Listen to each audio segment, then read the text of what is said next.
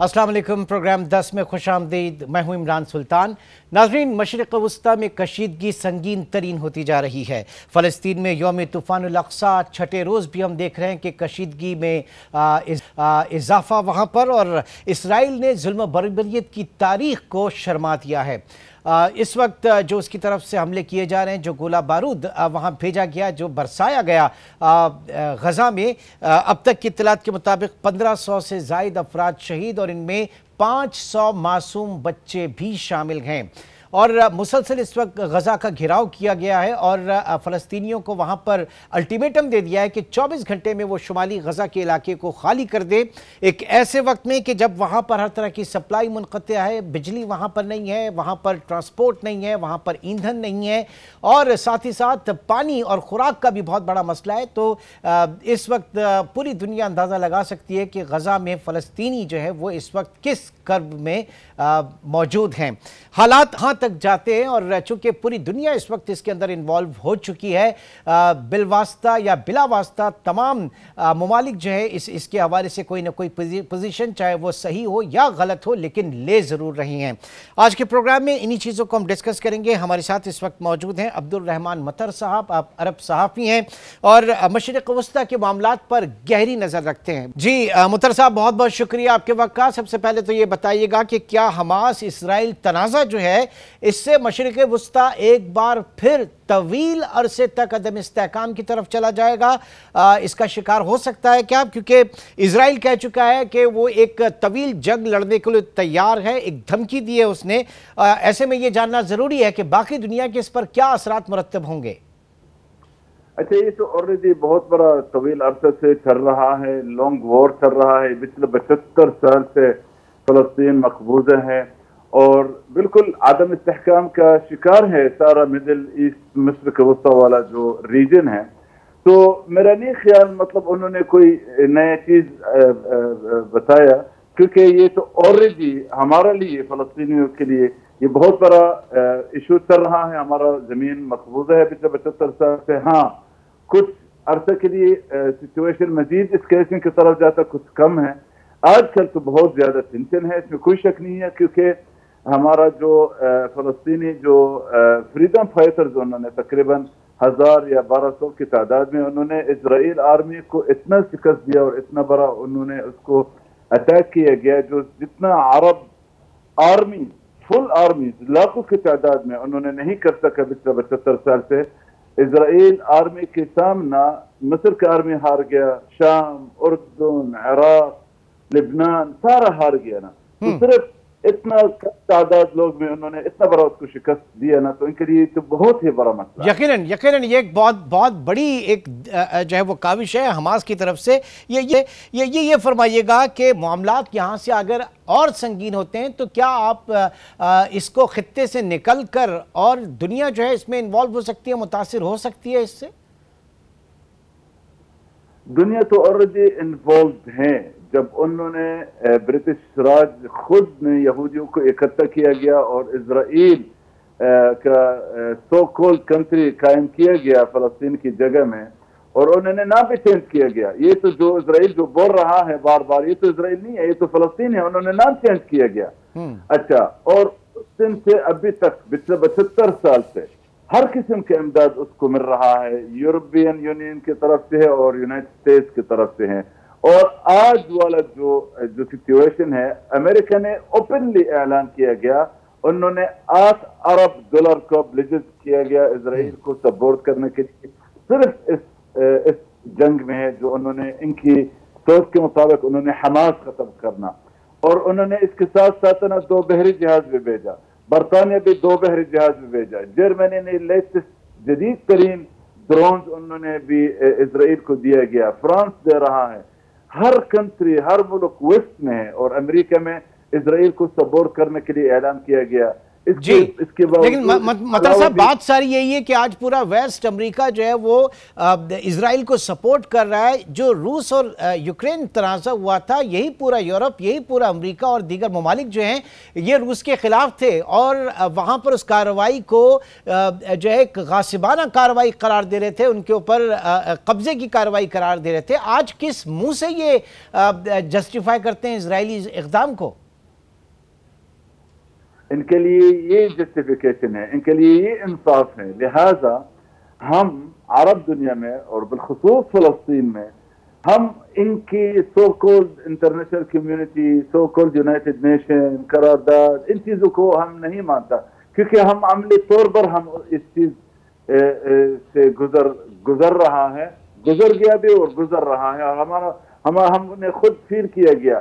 ان کے لیے یہ تو انصاف ہے, which is not of course, مطلب یہ تو انصاف نہیں ہے, لیکن ان کی سوچ کے مطابق, ان کی آئیڈیولوجی کے مطابق یہ انصاف ہے, جو یہ بالکل قابل قبول چیز نہیں ہے. اچھا ہاں, ایک اور چیز بھی ہے, آپ کو بھی معلوم ہو, ناظرین کو بھی معلوم ہو, اسرائیل نے کتنا پیس ایگریمنٹ سائن کیا گیا مصر کے ساتھ, اردن کے ساتھ ہے, ریسنٹلی پچھلا 3 سال میں انہوں نے یونائٹڈ عرب امارات کے ساتھ سائن کیا گیا, سودان, لبنان, کافی ملکوں کے ساتھ. لیکن بتا کیا, انہوں نے ایک چیز بھی امپلیمنٹ نہیں کیا ان پیس ایگریمنٹ سے. یہودی لوگ ہے نا اور اسرائیلی والا جو مائنڈ ہے نا, یہ ہمیں سمجھنا چاہیے. یہ لوگ امن نہیں چاہتا ہے, یہ انہوں نے اپنا سو کولڈ گریٹر اسرائیل کو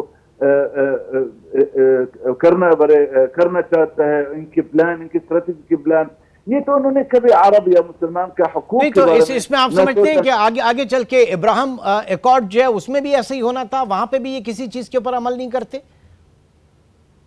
آف کورس یہ صرف ایک ٹول ہے, یہ ایک طریقہ. انہوں نے انڈیا کی طرف پہنچنا تھا, اور انہوں نے آلریڈی جو ان کے تعلقات انڈیا کے ساتھ ہے پچھلے کافی سالوں سے, جو اس کے نتیجہ ہمارا کشمیری بھائی بھی پرابلم میں ہے. یہ ان کے راستہ اتنا کلیئر نہیں ہے ابھی. راستہ ان کے لیے تو بہت بڑا آسانی راستہ مل رہا ہے تھرو سو کولڈ نارملائزیشن والا جو پروسیس ہے, اور سو کولڈ جو پیس ایگریمنٹ سے, ابراہم اکارڈز وغیرہ وغیرہ. لیکن سر سعودی عرب نے فوری طور پہ ریسپونڈ کیا, اس نے اپنی ایک پوزیشن کلیئر کی, ایٹ لیسٹ فلسطین کے حوالے سے اس نے اپنی فوری پوزیشن کلیئر کی. یس, یہ اصل مسئلہ جب حماس یہ آپریشن سٹارٹ کیا گیا, انہوں نے 3-4 مقاصد انہوں نے اعلان کیا گیا. انہوں نے کہا یہ مسجد اقصی جو یہودی لوگ روزانہ توہین کر رہا, ہم نے اس کو روکنا, اور فلسطین مکمل زمین کو آزاد کرنا. نارملائزیشن والا جو پروسیس ہے جو ہو رہا ہے اس کو روکنا چاہتا ہے, کیونکہ یہ نارملائزیشن پروسیس کا مطلب کیا ہے؟ اس کا مطلب یہ ہے they are trying to jump on our rights as a Palestinians, یعنی یہ فلسطینین کا رائٹس کو اگنور کرنا اور چلو ڈائریکٹ عرب کے ساتھ آپ تعلقات بنائیں. ان کی سوچ ہے.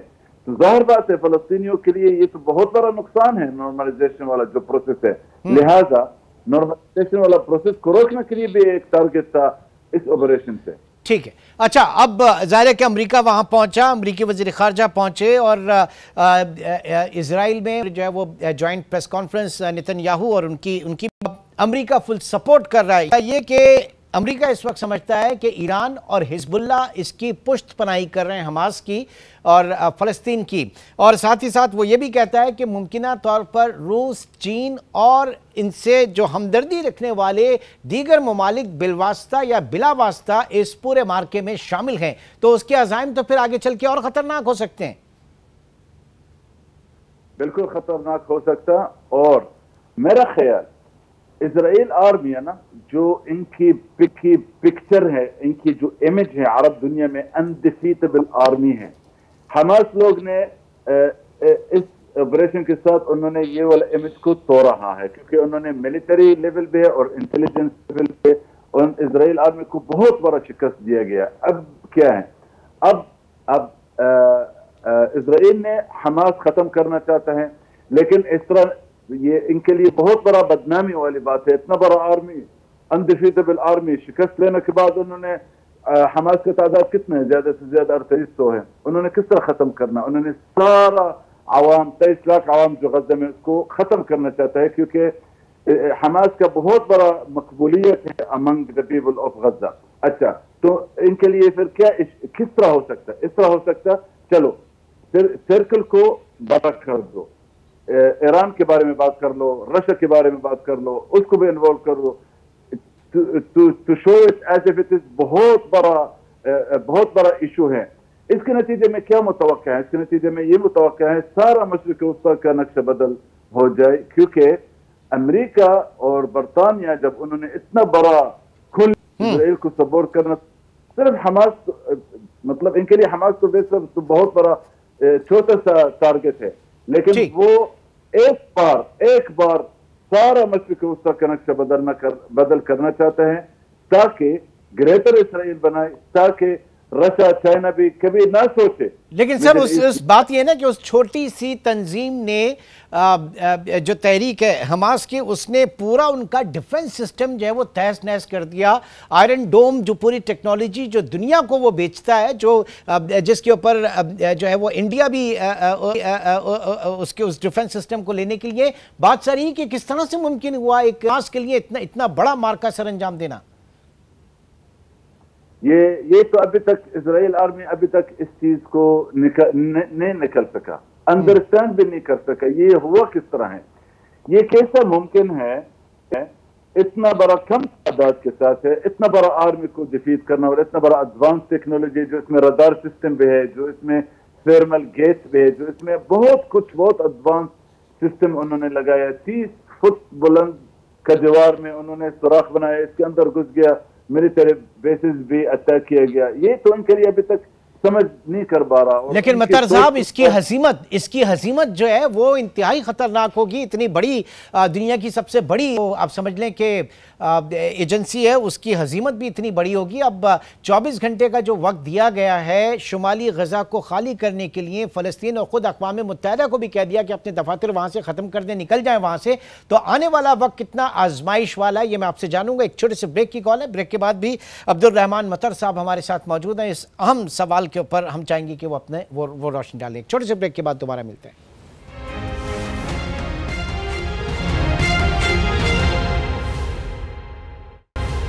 ویلکم بیک، عبدالرحمان مطر صاحب موجود ہیں۔ جی مطر صاحب، 24 گھنٹے کا الٹیمیٹم دیا اسرائیل نے، اب وہاں پر نہ بجلی ہے، نہ پانی ہے، نہ خوراک ہے، ٹرانسپورٹیشن وہاں پر رکی ہوئی ہے۔ ایسے میں یہ لاکھوں افراد جو ہیں یہ ظاہر ہے کہ بہت پریشان کن صورتحال، اور اس پہ تو خود اقوام متحدہ جو ہے وہ کڑی تنقید کر رہا ہے اسرائیل کے اوپر۔ بہت بڑا عجیب سی سچویشن ہے۔ پچھلے 6 دن سے جب یہ آپریشن اسٹارٹ ہوا، اس دن اسرائیل نے واٹر سپلائی اور بجلی کو بند کیا گیا، اور غزہ کو بالکل محصور کیا گیا، فلی 100% انہوں نے محصور کیا گیا۔ اور اب آپ کو بھی معلوم ہونا چاہیے غزہ کا جو ٹوٹل ایریا ہے 362 اسکوائر کلومیٹر ہے، اس کے اندر 23 لاکھ عوام ہیں، اور اس میں شدید بمباری کے سامنے یہ لوگ ابھی تک بھی کھڑا ہے۔ اور حیران کی بات یہ ہے جو اس کی وجہ سے اسرائیل کا جو 24 گھنٹے والا جو الٹیمیٹم کامیاب متوقع نہ ہو، اور یہ ہے ابھی تک حماس میزائل یا راکٹ لانچ کر رہا ہے، اور ابھی تک انہوں نے تل ابیب اور ان کی ایئرپورٹ اور نارتھ آف تل ابیب بھی اپروچ کر سکتا ہے۔ لہٰذا یہ جو 24 گھنٹے والا جو الٹیمیٹم ہے نا، یہ اسرائیلی کے لیے بھی خطرناک ہے۔ اس دن سے ابھی تک پچھلے 6 دن سے حماس کنٹینیوس مزاحمت کر رہا ہے۔ اچھا، اب دیکھیں وہ جو واضح طور پہ کہنا ہے یہاں پر اسرائیل کا کہ وہ جو گرفتار لوگ ہیں، جو مغوی لوگ ہیں، تقریباً 150 کے قریب، ان کی رہائی کے لیے ہر حد تک وہ جائے گا، اور ظاہر ہے کہ وہ کوئی بھی حد جو ہے وہ بہتر نہیں ہوگی، وہ سنگین سے سنگین ترین ہوگی۔ ایسے میں اگر کشیدگی ختم کرانا ہے، کم کرانا ہے، تو آپ کیا سمجھتے ہیں کون سے ممالک جو ہیں وہ ایک ثالثی کا کردار ادا کر سکتے ہیں؟ کیا کویت ہوا، اردن ہوا، مصر یا سعودی عرب، آپ کسی کا کوئی رول دیکھ رہے ہیں اس میں؟ ابھی تک کسی کا رول نہیں ہے عملی طور پر، کیونکہ دونوں فریق نے یہ چیز اعلان کیا گیا۔ حماس نے سب سے پہلے اعلان کیا گیا، اور اسرائیل بھی اسی طرح اعلان کیا گیا، اور یہ ہے جب سے ایکسچینج آف فائر ہو رہا ہے، نہ مذاکرات کے بارے میں بات ہوگا، نہ ایکسچینج آف پریزنرز کے بارے میں بات ہو جائے گا، نہ کچھ ہے۔ اچھا، اب کون رکے گا جنگ ہے؟ सीज फायर जंग बंदी कौन ऐलान करेगा? हमास वाला लोग ऐलान नहीं करेगा, ना इजराइल आर्मी ने ऐलान करेगा।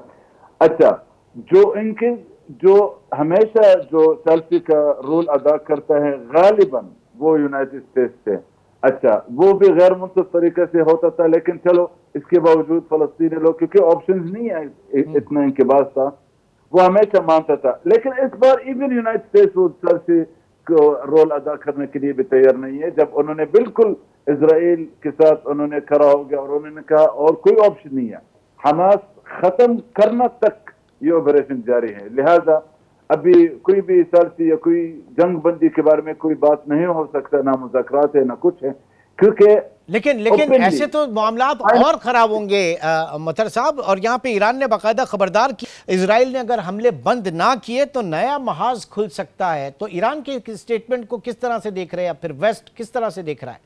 टू बी ऑनेस्ट, अरब दुनिया में मैं आपको बात कर सकता, अरब दुनिया के बारे में।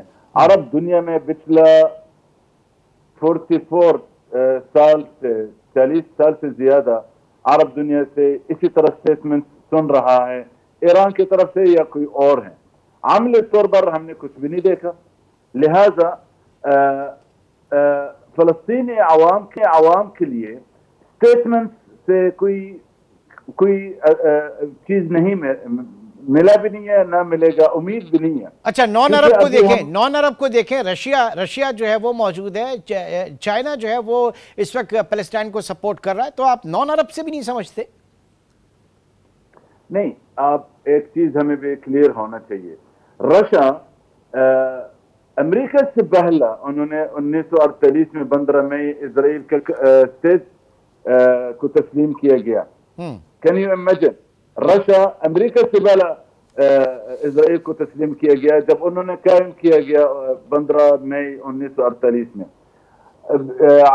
जो यहूदी लोग इजराइल में अक्सरियत वो रशियन जूस और उस वक्त ना वो सोवियत यूनियन है, और सोवियत यूनियन का जो कंट्रोल है ना इवन ईस्ट ऑफ यूरोप के ऊपर था, पोलैंड और इसी तरह ममालिक है।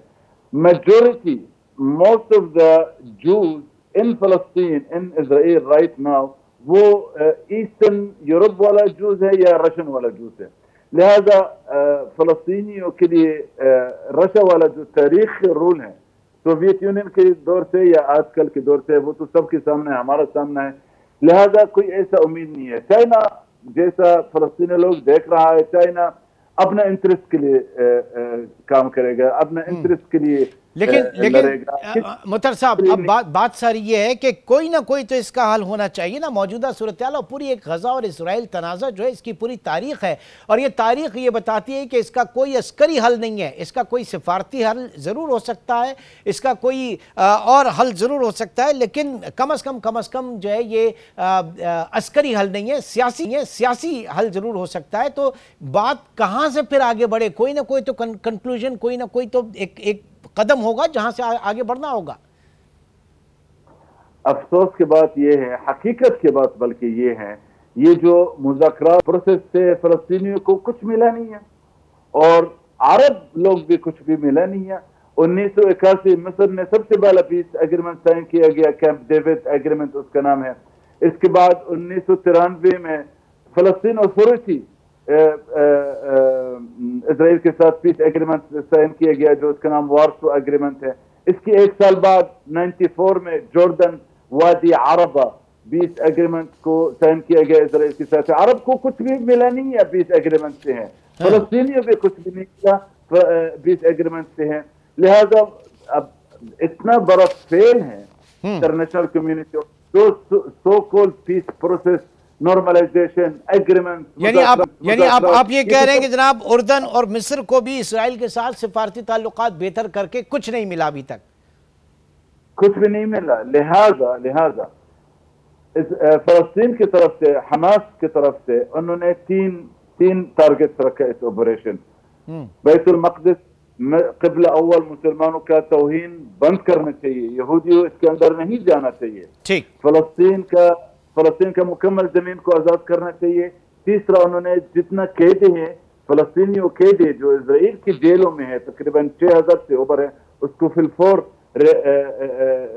रिहाई करना पड़ेगा। इसके मुकाबले में इसराइल क्या टारगेट लास्ट मिनट इसके सामने इसराइल का कौन सा टारगेट रखा? हमास को बिल्कुल एलिमिनेट करना, लिहाजा भी का कोई चांस नहीं है इस वक्त। ओके जी, बहुत बहुत शुक्रिया अब्दुल रहमान मतर साहब। इस वक्त हमारे साथ मशरिक़ वस्ता में जारी कशीदगी, बिलखुसूस जो इस वक्त हमास और इजराइल का तनाज़ा है, इसमें पूरी दुनिया किस तरह से इसे देख रही है और आगे क्या कड़ा वक्त आने वाला है, इसके ऊपर अपनी ऑब्जर्वेशन हमें दे रहे थे। बहुत शुक्रिया नाज़रीन। एक छोटा सा ब्रेक के बाद प्रोग्राम को मज़ीद आगे बढ़ाएंगे।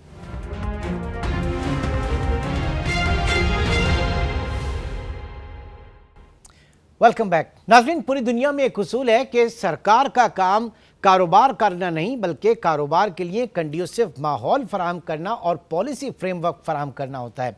लेकिन पाकिस्तान में माजी में जिस तरीके से इदारों को कौमी तहवील में लिया गया और उसके बाद उनके साथ जो कुछ उनका हशर हुआ वो आज हमारे सामने है। दर्जनों इस वक्त स्टेट ओन्ड एंटरप्राइजेस सरकारी इदारे ऐसे हैं जो कि खसारे के हामिल हैं, जो कि लॉस मेकिंग एंटिटीज़ हैं और उनका माली खजाना तकरीबन 2.5 ट्रिलियन तक पहुंच चुका है। सिर्फ पीआईए की अगर बात करें तो सालाना 750 अरब रुपए पीआईए के अंदर टैक्स पेयर का पैसा जो है वो झोंका जाता है, उसकी नज़र किया जाता है।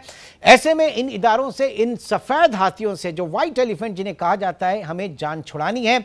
हर हुकूमत आती है, प्राइवेटाइजेशन की बात करती है, लेकिन उसके बाद उसकी जो सियासी मफादात हैं वो जाके इन चीज़ों के ऊपर कॉम्प्रोमाइज़ होती हैं चीज़ें और नतीजा वही रहता है कि ये तमाम इदारे, मिसाल के तौर पे स्टील मिल जो कि 2015 से फॉर ऑल प्रैक्टिकल पर्पस बंद है, लेकिन आज भी उसके मुलाजमीन को तनख्वाहें और मराद दी जा रही हैं।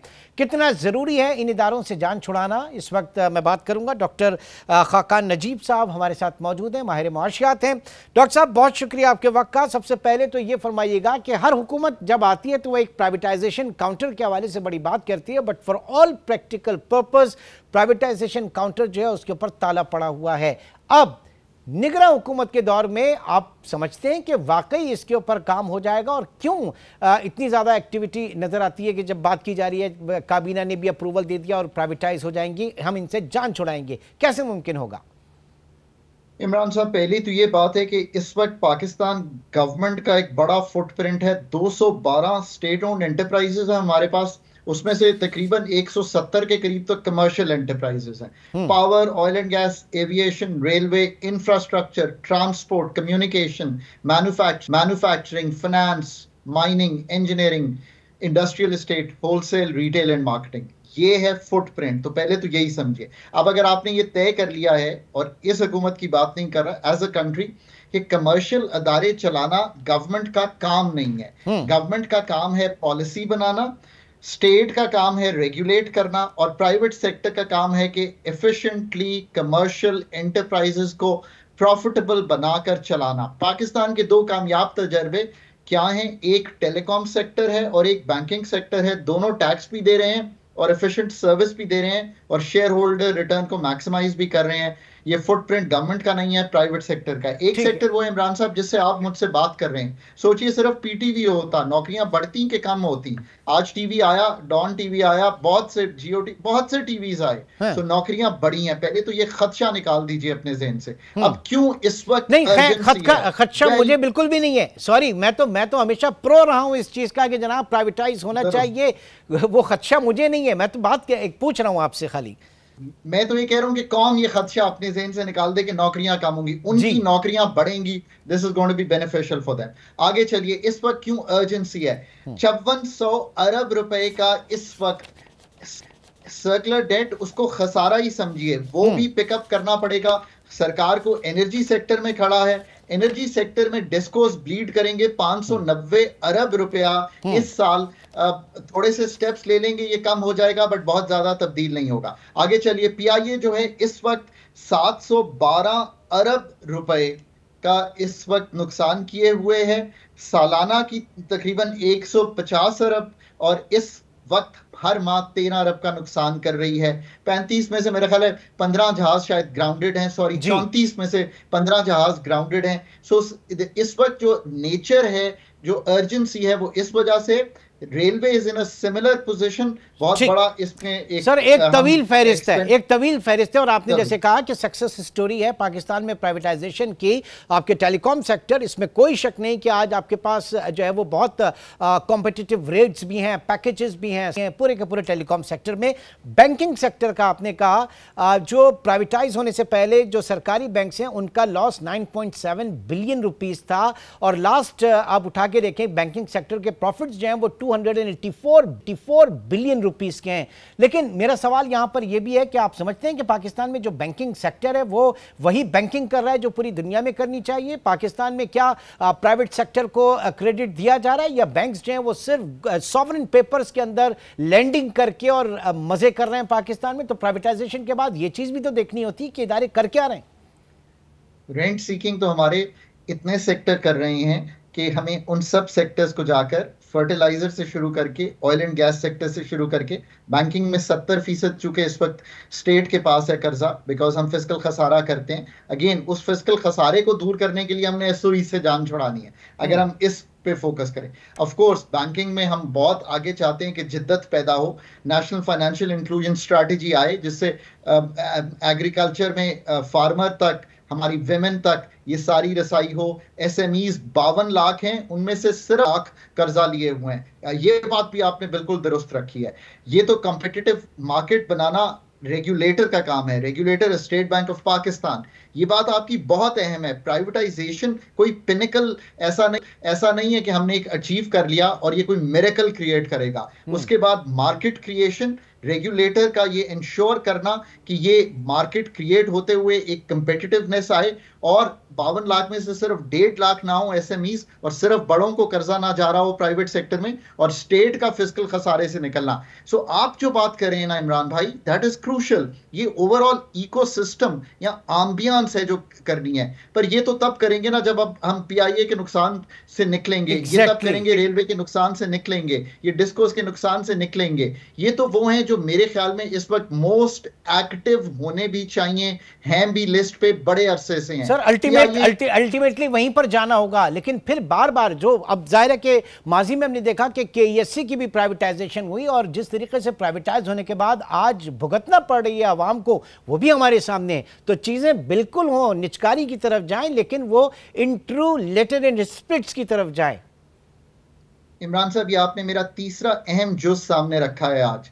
वो ये है कि निजकारी करने के लिए निजकारी करने की सलाहियत बनाना एक फर्क बात है। हमने प्राइवेटाइजेशन कमीशन तो जरूर बनाया, उसको एज एन इंडिपेंडेंट बॉडी बनाया, ये अस्यूम किया कि उसको हेड करेगा कोई ऐसा इंसान जो कि बहुत ही मर्जर्स एंड एक्विजिशन समझता हो, कॉर्पोरेट फाइनेंस समझता हो, और फिर उसमें एक पूरी टीम बिल्ड होगी और वो पाकिस्तान की फेवरेबल कंडीशंस पर पाकिस्तान के अदारों को प्रिपेयर करेगी। पाकिस्तान के अदारों की पीआई को देख लेते हैं, फाइनेंशियल रीस्ट्रक्चरिंग की जरूरत है, एचआर रीस्ट्रक्चरिंग की जरूरत है, बाइफरकेशन की जरूरत है। ये प्लान जो है हमने कई दफा टेबल पे बैठ के डिस्कस भी किया है, एक फाइनेंशियल एडवाइजर ने हमें सजेस्ट भी किया था। मुझे याद है कि हमने फाइनेंस डिवीजन में बैठ के, आई थिंक 2016 की बात है, एक एसपीवी यानी कि स्पेशल पर्पस व्हीकल पीआईए 2 के नाम से क्रिएट भी की थी। अब इसको आगे लेकर बढ़े, पर इसको करने के लिए लॉयर से लेके कॉर्पोरेट फाइनेंस के लोगों से लेके इकोनॉमिस्ट से लेके ये पूरी टीम होगी जो इस चीज को पूरे सेटअप को। एक आखिरी चीज कह दूं, real estate, industrial sector, financial sector, energy sector, ये सारे इस वक्त प्राइवेटाइजेशन की 27 एंटिटीज हैं जो इस लिस्ट पे हैं। मैंने 3 का जिक्र इसलिए किया कि वो टॉप लॉस मेकिंग है। सर मैं आगे आने वाले प्रोग्राम में, अपकमिंग प्रोग्राम में जरूर इसके ऊपर आपसे बड़ी सैर हासिल एक सेटिंग करना चाहूंगा कि हम इसको और डिस्कस करें। और जाते जाते हमें यह भी सोचना चाहिए कि प्राइवेटाइजेशन के वक्त पाकिस्तान स्टील मिल जो है 21 अरब रुपए देकर जा रही थी, और फिर ऐसा क्या हुआ कि अब स्टील मिल के अंदर जो है वो अरबों रुपए टैक्स पेयर की मनी का झोंकना पड़ता है। तो हमारे वो ऐसे कैसे फैसले थे जिनकी कीमत हमारी मईशत को अदा करनी पड़ी, इसके ऊपर भी हमें सोचना पड़ेगा। बहुत शुक्रिया डॉक्टर खाकान नजीब साहब हमारे साथ मौजूद थे। नाज़रीन, आज के प्रोग्राम से इतना ही, इंशाल्लाह आपसे कल मुलाकात होगी। अपना बहुत ख्याल रखिएगा। अल्लाह हाफिज़।